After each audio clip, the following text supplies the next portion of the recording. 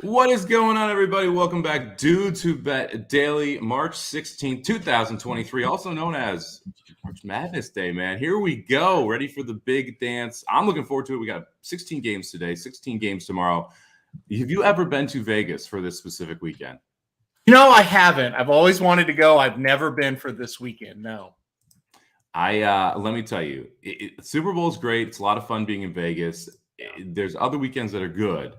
This one is absolutely phenomenal. Nothing even comes close to being in Vegas this weekend. You have people reacting to every single basket at the end of every half, at the end of every game. You've got teams that are up 24 that give up a layup, and half the crowd groans throughout the room because they had minus 23 on the favorite, on the one seed in the game. It's just wild to actually be in the room during these times. Yeah, I could imagine. You know, I set up a little camp, you know, all day long, get multiple screens going. So I can't imagine actually being in Vegas where they're everywhere, all over the board there. So it's a great day. It's almost like a holiday in some regards. I mean, you just wall-to-wall action, you know, 11 a.m. to 11 p.m., all basketball all day. And it tips off in just 5 minutes. So let's jump right into it. The first game of the day, one of the games that I've already bet. I'm excited. We get to start out early, baby. Let's go. 9 a.m. action. West Virginia -2 taking on Maryland. Total sitting at 136 in this spot. I already played West Virginia, and you're going to catch a theme here from both Aaron and I believe we go through this, and that's simply fade the crap out of the Big Ten. We'll talk about quite a few of them here, but Maryland is not very good. This West Virginia team should be able to put a ton of ball pressure on them, specifically in the full court press. I think they're going to be able to take care of business pretty easily here. We're talking about, in my mind, the best conference in the nation versus the worst power conference in the nation. Mm-hmm. And when you got these middling teams from both of those two, it's really easy to just lay it with West Virginia for me here. How about you, Aaron? Yeah, I'm same way. And hopefully our opinions are right, Somich. It's going to be the key to our betting in day one and, well, the day one and day two, the first round. Just fading these Big Ten teams for the most part. You know, and it starts early and it starts right now. I think West Virginia gets the job done here. I don't mind laying the 2.5 with them. Look, this Maryland team struggles to score. I think West Virginia can turn them over enough to where they can get them down in a hole where Maryland can't come back. I like West Virginia, and I'm with you. You're right. The Big 12, a great conference all year long. The Big 10, listen, they got a lot of teams in, but I'm really skeptical. So it's a big early matchup. You got 3 minutes to bet this thing. You can bet it in game as well, obviously. West Virginia for me. I also lean the under in the first half here. We talked about first half unders yesterday, hitting at 58% in the first round. That goes up over 60 for these early games. This feels like two teams that just don't want to score sometimes. Yeah. So if you were ever looking for that early under trend, this feels like two of those teams that could definitely provide that here. That total sitting right around 63 right now for the first half. So I would lean toward the under there. As you can see, Dennis mentioned in the chat, he liked the over a little bit here at 137. This one's been steamed down pretty good from 137 to 136. That's a pretty significant move here in the last 25, 30 minutes or so that we've seen this move down. So a lot of under money coming in. All right, let's jump over to one of Aaron's better bets of the day and probably one of the best games of the day. Utah State and Missouri, both these teams like to chuck threes up. It's total sitting at 155.5. This could be one of those run and gun, just, you know, last possession type games. I found this really difficult in my bracket. I went back and forth picking Utah State and Missouri. I think the total's tough here. I'm not going to touch it, but you do like this game. Who do you like here? Yeah, I don't necessarily love a side here. I did pick Utah State to win the game, but, you know, I concede that could go either way. But the bet I really like here is the over, that 155.5. It's a lot of points, but listen, these teams can fill it up and they can really shoot the ball, and they like to shoot threes. And so all you really need is for one of these teams to get hot, and you're probably going to go with the over here. If they both are in a shooting slump, obviously you're going to go under, but that's going to be with a lot of games. I really like this Utah State team. I think they can get up and down the floor pretty quickly. And like you said before we got on the air, Missouri's not interested in defense much. Utah State's not either. I think it's a perfect recipe for the over. So give me the over 155.5 here. I like that one in one of these early games. Yeah, two teams that like to chuck threes and don't like to stop them. Usually that will help the over. It's just all about whether or not they're able to hit them there. All right, let's move over to Illinois taking on Arkansas. Arkansas laying 2, total at 144. Really kind of a disappointing season for Arkansas when you look back at it. They're in an 8-9 matchup here. They had two players who were projected to be top 15 draft picks. been in and out of the lineup the whole year. You have Illinois coming in here. They had hot and cold streaks during the year as well, but just not very consistent. Arkansas laying the 2. We talked about fading the Big Ten here. I put Arkansas through in every one of my brackets. Did you put some money on the game, Aaron? Yep, I put Arkansas -2 here. It's been a rough season for the Razorbacks. They've got a lot of talent. They haven't been able to put it together. There's been some internal problems, I think, with the Razorbacks. But the bottom line is they have been very good in this conference under or in this tournament, I should say, under Musselman. They really have done a good job. They've won the games they're supposed to win. I look at this Illinois team. They're fairly inconsistent as well. I think the big difference is Arkansas's got talented players. They just can't put it all together. I just think Illinois is kind of an average bunch overall. So I took the Razorbacks -2 today. Make all of our Arkansas fans happy. I know we've got a bunch of them listening. So give me the Razorbacks. I think they get it done in the spot. I don't mind laying the 2. Yeah, this is not one I've bet yet, but I wouldn't be shocked if I end up betting it, if that makes sense here. This is a little bit later in the day, and I do like Arkansas laying the 2. I want to see, like, one of the things I look for, especially on the first day of this tournament, and even yesterday, which is kind of interesting. We'll talk about that in a second. I mean, we talked about how I'm looking to fade the Big Ten, how I'm looking to fade the Mountain West. Yesterday, the performance from Nevada just cemented the fact that I think the Mountain West is awful. They got absolutely steamrolled by Arizona State when State was laying just 2. The fact that we have a Big Ten team here in the early game, and the fact that Rutgers lost to Hofstra in the NIT 2 nights ago could really cement my mind that I'm just going to bet against every single Big Ten team in this tournament if Maryland absolutely gets the doors blown off them here. I am a little bit worried. I faded the Mountain West for the most part. I did pick them in a game or 2, though, in this first round, and I am extremely worried about that now after that game last night. That was not a competitive game. This is an Arizona State team last night. They've been playing well down the stretch. They're not a great team. They look like the Globetrotters last night. I mean, they absolutely dominated Nevada. It was brutal. I mean, it was 50-something to 26 after the first half, and the -2 was already booked. Pretty happy about that one, as well as Papadu's piece of that parlay there, taking Arizona State. Yep. It's not okay. Oh, so we're going to talk about. Do we talk about this game? We have so many games that we could talk about. I don't think we have it in the rundown. Do you want to talk about Northwestern Boise State real quick, Aaron? This is the one where I took a Mountain West team. I took Boise State. I do like them out of the Mountain West, but it's more about the matchup than anything. I don't love Northwestern, but boy, Rob, after last night, I feel kind of bad for picking Boise. That was just really, really rough. This is the one Mountain West team I bet. Because I wanted to fade Northwestern more than I wanted to fade the Mountain West in this game. So I took Boise State plus the 1.5. This could be one of the most boring games of the day. What do you think? Yeah, I hate this game. you want to fade a conference, and then they're matching up 2 conferences that you want to fade. So, yeah, Christopher said it best. Somebody's got to win this game. It's not going to be a good one. Boise 0-8 all time. That just means it's time. It's time to win one today. I don't know.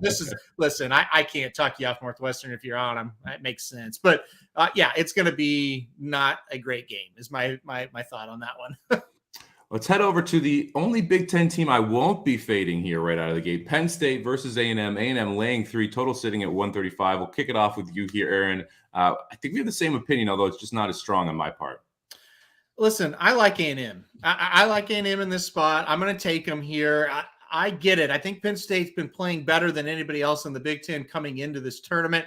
They really gave Purdue some trouble, almost beat them, and they pulled some upsets in the conference tournament. Finished the season strong. Let's not forget, though, this A&M team also finished this season very strong as well. Yes, they did lose to Alabama, a superior team in the conference championship, but other than that, this A&M team really finished up the SEC season strong. Give me the Aggies here. I really hope we get the Aggies and the Longhorns in the second round. That'd be cool. It would be a lot of fun to see the 2 Texas teams take on each other. So I am rooting for Texas A&M. I have Texas A&M in all the brackets. I'm a little afraid to bet this one. Penn State is the only Big Ten team that plays with 5 out, meaning that they actually put their big on the outside, shoot threes, go through that offensive process, which is much more like the rest of the country and how they're playing basketball. We saw Penn State make a nice run in the Big Ten tournament, be able to get all the way to Purdue, and then end up losing to Purdue, who gets a 1 seed here. A&M is just a little too inconsistent on the offensive side of the ball for me. That's my biggest concern is they go through those spurts where they don't score for 5-6 minutes. That makes me nervous about trying to cover 3. I do agree with you, though. If I was going to bet a side, I bet A&M. This game is another one that kind of jumped out to me as possibly being a first half under as well. I think this game goes under. Yeah, I'm with you on that. And yeah, first half specifically makes a ton of sense to me as well. All right, let's head over to what I think a lot of people are going to say is the game of the day here, or at least the one I think a lot of people are looking forward to. Duke slotted in on the 5 seed. And we all know about the 12-5. Everyone talks about it all the time, blah, blah, blah. If they don't 31 out of 32 years, 12 seed beating the 5 seed, all that jazz. Well, Oral Roberts a very good 12 seed here. They made a run in the tournament as a 15 2 years ago, are bringing back a lot of the same people, have probably one of the 5 best players in the tournament as well, have a 7-5 center who transferred in. So big boy on the inside as well. Duke's 6-point favorite here, total sitting at 146. Aaron, what are you going to do with this one? Oh, this is a toughie. I will take Oral Roberts plus the 6 points. I did pick Duke to win the game. I think it'll be a big scare for Duke. I just couldn't get all the way there with Oral Roberts winning this thing. I did pick Duke in the bracket, like I said, but I'll take Oral Roberts plus the 6. I think it might go over that total. Both these teams can score. They're kind of dangerous from the outside. So for single game betting, give me Oral Roberts plus 6. Yeah, it's gonna be interesting, man. They're 30-4 this year, Oral Roberts, so a team that just knows how to win. Keep an eye on Max Abrams, or he's going to be the one of the better players in the tournament, and will become one of the stories here if they are able to win this round 1 matchup. I took Oral Roberts on the money line. I took Oral Roberts plus the 6. I got him moving on in the bracket. I actually have making I think it's Elite 8 or Sweet 16 in my bracket. So I'm going to try and blow it up a little bit here. Give me Oral Roberts plus the points. All right, Aaron, race of the day real quick. Gulfstream Park, race number 8, $75,000 N1X allowance here for 3-year-olds. And the focus is going to be on the 2-horse Gold Magic, the son of Good Magic, who sold for $170,000. Horse looked phenomenal in debut, but we often talk about these horses that debut really well and then step up for winners against the first time. They're going to be heavily, heavily back because the 2-horse will go off as a solid favorite here. Did you put Gold Magic on top? You go a different direction. Yeah, and you know it. I at times are kind of a sucker for a horse like Gold Magic, but I did not put this horse on top. You'll be proud of me here. Look, the horse was 9-1 on debut, so didn't get a lot of love at the windows. Connections are a little bit shaky. I just thought, I'll take a little flyer here with somebody else. I went with the number 4 Bank Frenzy on top in this one today. Yeah, I'm going to go with a little bit of a price here. Horse won, broke the maiden at Tampa, came back last time out and got 4th, beating 5 lengths against similar horses here. I think the pace setup is wildly different this time for the number 4 Bank Frenzy. I see a ton of speed in the race. I think the 4 makes a big move, Somich. I'm going to go to the 4 horse and go with an upset here. I considered going 4 deep here, and the 4 was not one of those options. So I like the stretch out there. Lisa Lewis, for those who don't know, came out of the Chad Brown organization, essentially started out on her own. So very good trainer, although not a name that you necessarily would hear all that often. I kind of agree with Michael here. I think the 2 and the 7's all you need. I do think Gold Magic's a horse you kind of have to use because of the rest of this field. You can poke some holes in them pretty easily, but give me the 7. Great navigator on top. Horse debuted at Saratoga for a lesser known barn, won at 17-1. So I'm willing to kind of pass off that 17-1 price because of the connections. Not one that's going to get bet in Saratoga when you have Pletcher and you have Brown debuting horses in the same race. Comes back and runs in the Sanford and ran really well in the Sanford, I thought. Ends up running second to Mo Strike. Andiamo Frenzy ran 3rd there, who is a very good sprinter. Has not turned into a great 2-turn horse, but had been a very good sprinter up to that point. I think that race came back pretty good, to be honest with you. You're getting 4-1 on Great Navigator, who's going to come off the bench here. First race out as a 3-year-old. This is a fun race, though. You could have multiple horses end up in graded stakes on the undercards of the Triple Crown here if they're able to improve out of this spot. It's an interesting race from the fact that you don't have any of the big time trainers in this thing either, right? Like this, it's an allowance at Gulfstream for 3-year-olds. You think that's where you would get a Brown, a Pletcher, or somebody like that, a Mott, whatever. You don't have it, and that's kind of strange as well. But you're right. I mean, these horses have shown a lot of talent. The 2, if can run back to that race, I think could be tough here. But the 7 for me, it's kind of I want to see this horse out one time before I back the 7 horse. The layoff is a little bit concerning. You know, those 2 races, I don't really know what he faced in those. I'm a little bit worried about him coming back, but I do agree the 2 is definitely one you need. And the 5 I thought was interesting as well. So we'll see though. We'll see who takes the money. That's going to be interesting as well. But I'm hoping for a pace fall apart and hoping this 4 can pick up the pieces. It's going to be a fun race. And if it produces a price, it could really blow up the late pick 5 as well. Because if that 4 comes in, it's going to pay a lot more than 10-1 in the multi-race bets, because I don't think that there's going to be a ton of people that spread in this race. I think you're going to see quite a few people either single the 2, go short with the 2-7, maybe go 2-5-7, somewhere in that range. I don't hate the idea of trying to single the 7, to be honest with you, just to try and separate yourself a little bit. Yeah, I mean, if you're going to go short in this one, it is a good one, because I do think you'll see some people spread with 3 or 4 horses. If you believe the 7 is ready to fire off the layoff and is going to progress, and the workouts have been okay, then it's not the worst horse to use. I'm skeptical about this one. I want to see one race from him. That's why we love horse racing, baby. All right, let's jump into the best bets here. Papa Dude going to try and buck Dr. Tang. I was not here last week. I heard Papa Dude tried to buck Dr. Tang a couple times. That didn't go so well. Is that right, Aaron? That's correct. Yeah. And I told him, why do you do that? Why do you already do that? Or why do you always do that? And he did anyway. So yeah, I didn't know that he's against them again. So this will be interesting. Yeah, Dr. Tang. I did not know Dr. Tang's best bets, because I woke up a little late today. But we got Oral Roberts, Tennessee, and Boise State rolling in for Dr. Tang. There's the best bets. I agree with him on 2 of the 3. The third one that I'm not touching is Papa Dude's best bet. He's taking Louisiana +7. I totally understand why. Look, this game opened at 13.5, 14 in most places, got steamed down to 10.5, came up a little bit to 11. It's mainly a question around Tennessee, right? I don't think it's Louisiana that a lot of people are talking about here. We're playing for or against. They're playing against Tennessee, or for Tennessee, who lost their point guard with 3 games left in the season. He was the one who brought the ball up. Now they have to switch over to their point guard, who's more of a off-the-ball shooter, which is not a great look for a team that can't score anyway. That's the case to fade Tennessee. That's why Papa Dude's on Louisiana +11. Aaron, what did you do this game? I didn't touch it as far as betting, game by game. I thought, 11. I don't know if that's going to be enough or not. I don't hate either side of it, to be honest with you. I did pick Tennessee to win this one, and they get beat in the next round in the bracket. So I'm not real high on this Louisiana team. I hate Tennessee as well. I think it's a 50-50 game. I think for the point spread, I think it'll come down to the last couple of shots. Yeah, I'm hoping. I'm not going to bet the game. I hope Papa Dude's able to cover Louisiana +11 here. I agree with you. I think the better spot to fade Tennessee is going to be next round.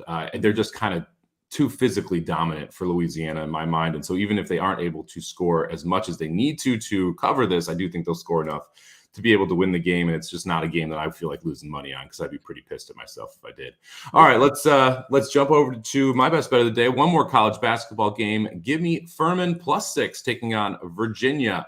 This is a straight Virginia fade. This team isn't very good. This isn't your Virginia team that you remember from years ago, where they were just like amazingly good on defense and efficient on offense. This is a team that's inefficient on offense, not very good on defense. And honestly, coming out of a very weak ACC this year, there's like Miami was the 1 seed, Virginia was the 2 seed in the tournament. On the other side, Furman, one of these mid-majors that is very, very good. They like to win. They can score. They can defend. They don't turn the ball over. This is kind of like the kryptonite for Virginia. So I will take Furman +6. I wouldn't be shocked if they win this game. I wouldn't be either. I got a buddy who follows college basketball religiously, and this unsolicited, he texted me and he said, Furman is the team you want in those lower seeds from the little schools to make a run. I was like, really? He's like, that is the team you want. Let's see what matchup they get. They got matched up with Virginia, and he texted me right after, and he said, Furman is who you want. So I like it, Somich. I think Furman's got a great shot to win this as well. Give me the 6 points and give me Furman. I'm with you on that one. That game is going to be your second game off here, tipping in just 10 minutes, tipping at 9:40 a.m. on True TV. Good news, Aaron. 13-4, West Virginia early. Just absolutely blowing the doors off them. Come on, baby. Suck Big Ten. That would make it a good day. And we literally said that. We said West Virginia could jump out on them. Maryland struggles to score. They could turn them over. I have not watched the game because I'm here with the people doing the show. But assuming 13-4, there's been some turnovers, and West Virginia's kind of done what we talked about. Well, we're 6 minutes into the game, and Maryland has 4 points. That's not good. They also have 5 turnovers. So 6 minutes into the game, they've got 5 turnovers and 4 points. 5 turnovers in 6 minutes. I mean, that's exactly how you drew it up. I mean, when you think about these games, one thing that I always do, and I know you do as well, is visualize how it's going to go. We talk about race shape and visualizing pace. I've learned over the years, sports are really no different. How is the game going to be played? How is the game going to flow? where are there spots where you think this team can take advantage of this team? And there it is. I mean, it doesn't always work out, just like race shapes don't work out. But early in the game, it's worked out kind of how we thought. Yeah, guard play wildly important in the NCAA tournament because you see so many more teams press. And when you face a team when you face a press team that's been pressing all year and you have not seen it in your conference, guess what? No one really presses in the Big Ten. It can really flip you on your head there early. And that's what we're seeing right now in that West Virginia, Maryland game. All right, Aaron, your best bet. Head it back to the ice. Before you do it, I got to apologize for taking you off the Avs. So they got kind of lucky to win, but I'm still going to apologize for taking you off the Avs yesterday because that was your original opinion.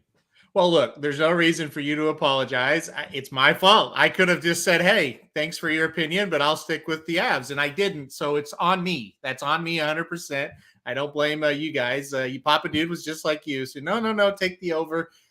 And I came on the show and I said, you know what? The over is the safer of the two plays. But safe, forget about safe. Take the plus money on the Avs. All right. So anyway, at least I said the Avs would win the game. So that's good. I'm going to go to the Golden Knights tonight, minus 115. So we don't get the plus money that we would have gotten last night. But still, I think it's a really good price on the Golden Knights here. They have been fantastic. They went on the road and they just dominated teams. They have struggled a little bit at home, but they get a Calgary team in there tonight who I've been fading a lot. I just don't think they're a great team. I think Vegas is simply a lot better than Calgary. I think they show up their best game, they win pretty easily. Minus 115, I think it should be like minus 160, minus 170. I think it's under, or I think it's mispriced. And I think that's why you got to take Vegas tonight. So give me Vegas minus the 115. I'm sure this is the game where it'll probably go over and the Knights will lose. And so I'll get them flip-flopped. But give me the Knights. We've talked about this Golden Knights team quite a bit on the show. I mentioned them as possibly a team that could win the Stanley Cup. They have ripped off their last 5 in a row and 8 of their last 9. They're playing their best hockey of the year right now. They acquired Jonathan Quick at the deadline, who I don't think is the solution, but it definitely gives them a better option in goal. They were playing their third and fourth stringers for a good portion of the season there. This Golden Knights team's dangerous, especially if they get healthy in net. So I don't dislike this pick at all. It's down to minus 110 now, by the way. So we'll grade it at minus 110 tomorrow because it's dropped a little since the show started. I agree with you. I think this game should be more minus 140-ish. That's where I would make it. So I think there's definitely some value tonight on the Golden Knights. If you decide that you're sick of watching the Big Ten suck and you would like to watch some hockey, you can flip over to the Golden Knights playing the Calgary Flames. All right, any more thoughts we'll hear before we rip off the best bets, Aaron?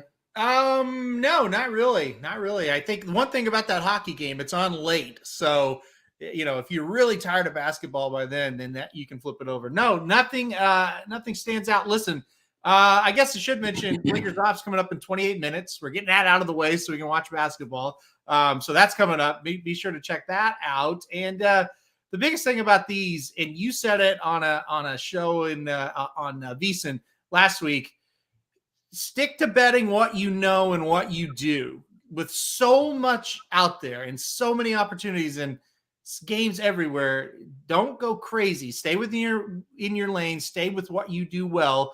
It's just a normal day of betting as far as your opinions. So don't go nuts. Just stay and do what you do, and you'll be fine. Yep, I agree with Aaron here. And look for these conference trends. It may not be the Big Ten and the Mountain West that are awful. It may be another conference that's great. But keep an eye on the conference records, especially today and early on today. See if you can start noticing a trend, and that will help you play tomorrow as well.